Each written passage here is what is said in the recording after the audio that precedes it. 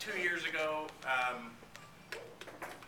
we started on the development and planning of the Wood River Veterans War Memorial.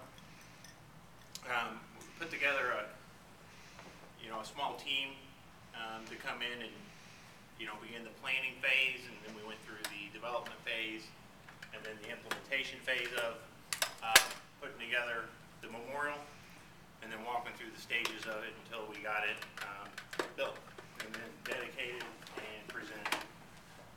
So it was a rather lengthy process. It took a lot of steps and a lot of research to find all the veterans that were KIA or killed in service from the different periods in Wood River. Now, we had to set the date of when we started it, and that was when the city of Wood River was established. So, and then we had to define what KIA was and all these different parameters, so we didn't have just a plethora of veterans. So there's all kinds of definitions out there. So we have the memorial. It's in place now. It's in the park area by the bandstand in Wood River, and it is right next to the bandstand. If you're looking at the bandstand, it's off to the right, and that is in the area where the Wood River Pool is and the roundhouse. So we set out and we first defined, of course, what we set out to do, and I can read this just briefly. So I can take my, see if I can get it there. The Wood River Veterans Memorial, War Memorial, honors those local service members who gave their lives defending the freedom. So we so cherish as citizens of this great nation. Listed on the memorial are 42, now 43. So we added one just recently, and it will be presented this November. And who were residents at the time of their enlistment into military service. This memorial is a testament to their sacrifice, and it is hoped that through this memorial, the lives and stories of these veterans can be rightfully honored and remembered. Each veteran listed on this memorial is categorized by period of service, name, rank, branch of service. This memorial is located, like I just explained, and the 5 branches of service emblems are etched into the granite along with the names of those lost. The pillar is set at the end of the lighted walkway, the plaza area with flower boxes, benches, and flagpoles. Work on the memorial began October 2012, but like I said, we had all kinds of research and everything else that went into.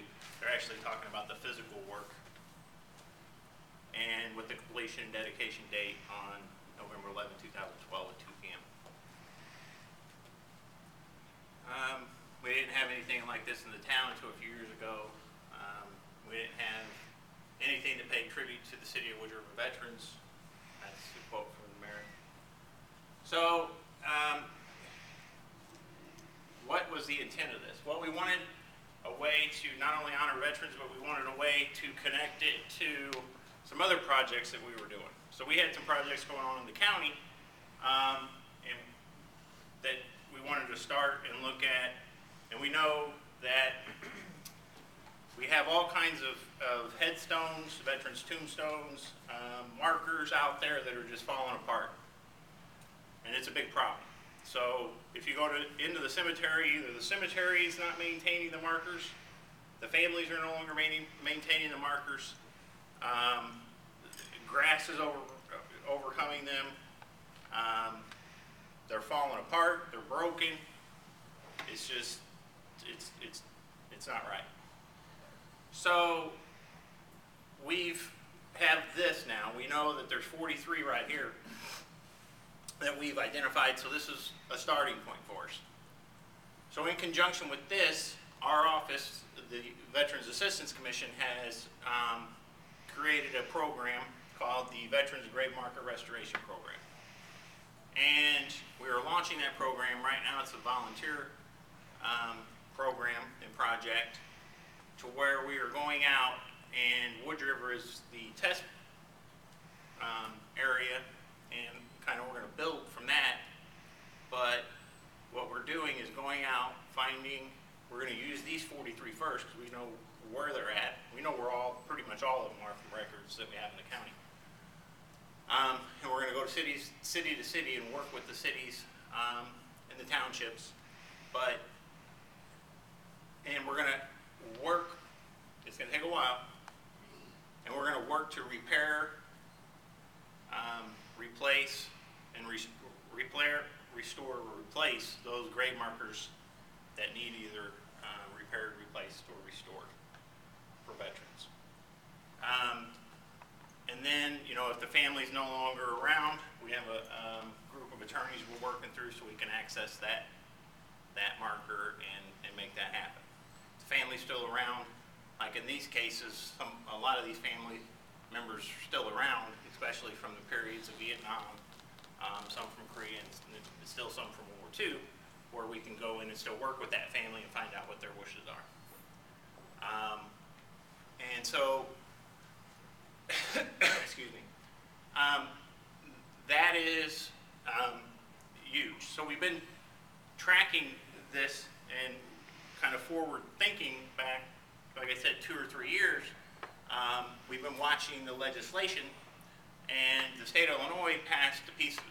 It's been in, you know, committee and everything for about 3 years, and they passed a piece of legislation that says townships and cities can now, you know, create a fund in order to honor and build and maintain memorials for their veterans within their cities and townships. So that can be a centerpiece and tie into what we're doing. And that's exactly what we're doing here. So we're using that law that was just enacted, I think, in June, and it just went through committee, and it was just signed within the last 2 months. So we're using that as a basis to go around, and we're going to begin to educate the cities and townships on this. And they can use this program in order to spur economic development, create jobs, especially for veterans, to do this. So what we ended up doing is, in this project, we raised the funds ourselves through donations. So we didn't have any taxpayers or monetary support, and we raised around $35,000 or $40,000 for that memorial to be done.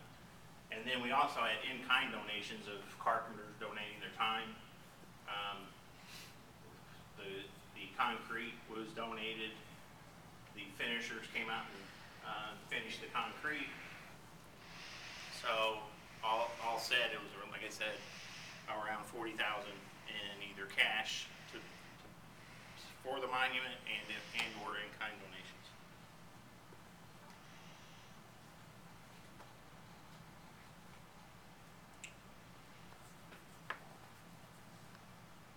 So, and then, you know, so the most important part is what we did, and what I did. I developed this website, and then we sent it to the web developers of Wood River, or whoever maintains Wood River's website, and they're the ones who uploaded it and actually serve it now and host the website. So this is the most important part. This is the veterans part. So all the names that are listed on the wall have a place on the website. So the city or anyone can visit this website and actually interact with the veterans, and it kind of brings them back, their stories back. And we work with the school districts to help get this information and research it. And the Historical Heritage Council in Wood River and Harold Meisenheimer had just books and books of this stuff. And we just copied and began to sort through all this information. In addition, they're requesting their DD-214s and everything from the National Archives so we can verify their status and everything else. So It's broken down by period of service, World War I, World War II, their rank, and then their branch of service.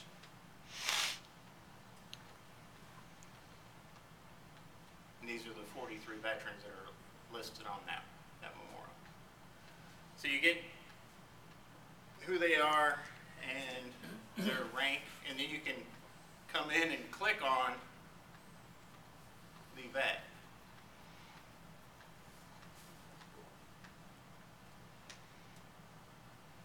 And then it gives a short synopsis of their military service, where they were killed in action at, their kind of lineage of their family, where their service was held, and where their burial was held. And then, like I said, as we go out and begin to track more of their burial site information, we will begin to post more about that better.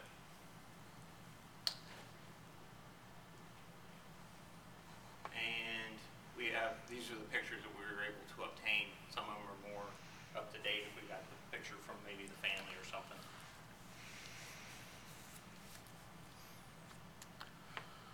When we started putting this together and it started getting advertised, more and more families started calling us. We had one family that called, and his name was covered up by when the monument was covered up, and they were so concerned that his name wasn't shown on the monument because it was still covered up with plastic before they unveiled it, and they were freaking out because they so wanted to know if their son was going to appear on the monument. So, it's just learning about these vets and the history of it. It's just a very neat project to get the schools involved and the kids involved in writing about it and learning about them, and actually bringing them back to their histories back to life, and actually learning about your local vets, and the families are still around, and it's just there's so much. And this is just scratching the surface. There's more to this PFC James Stassi here than what we have up there. This is just, this Marine right here is just, there's more to that Marine than what we put up there. That's just what we were able to do in our short time.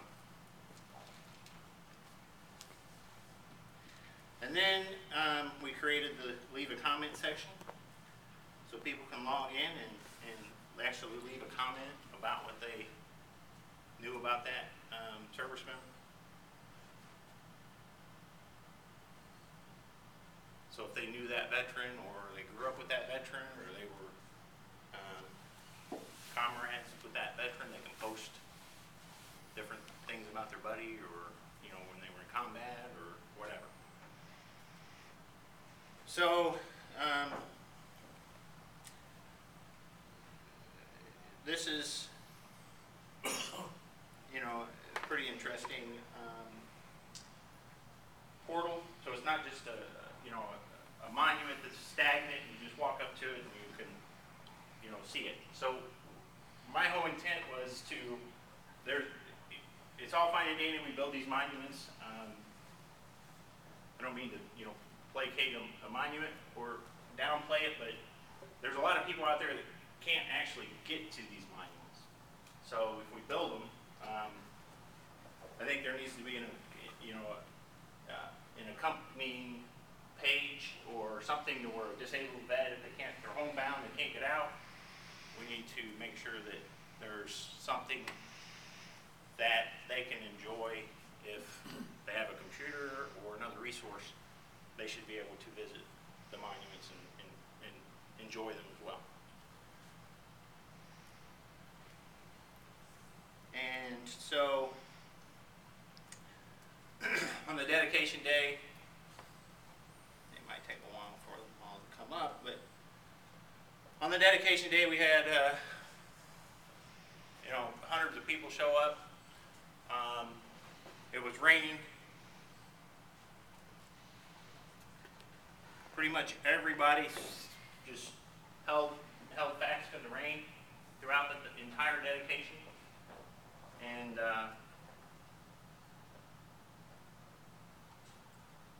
we had people that actually brought in artifacts from some of the people that were listed on the memorial for us to display.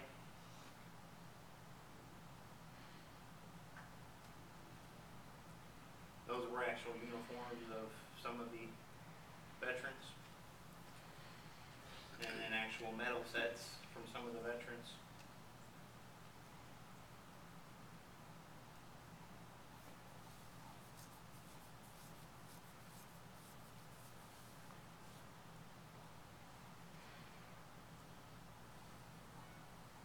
Sorry if I'm going fast here. So you can take a look at all this on, if you want to visit the website, just go to City of Wood River, and then go to the community page, and then it'll take you to the veterans link.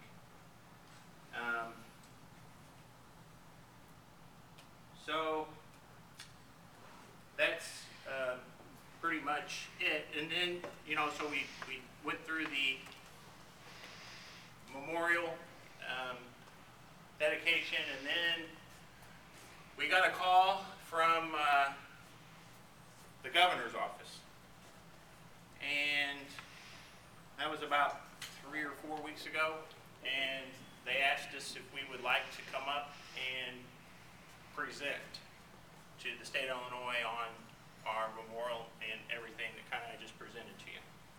So we went up about 2 or 3 weeks ago. We presented to a 3-panel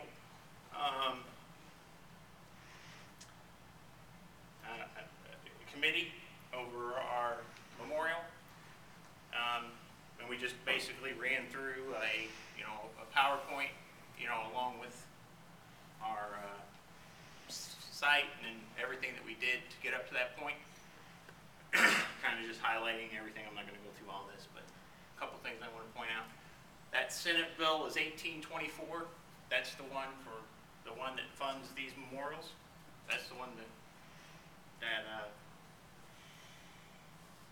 gives the cities and townships power to erect memorials. If you go to Facebook, that's the Grave Marker Restoration Program. This next fiscal year, we're going to throw about $10,000 at this program, and we're going to begin to fund it. Now, it's a huge project. There's literally thousands and thousands and thousands of graves out there.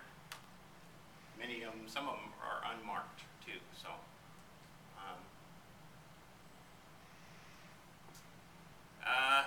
and there's a lot of people out there, not just veterans, in the community that are out there begging and ready to rally around these projects and just become leaders and to launch and sustain these individual programs.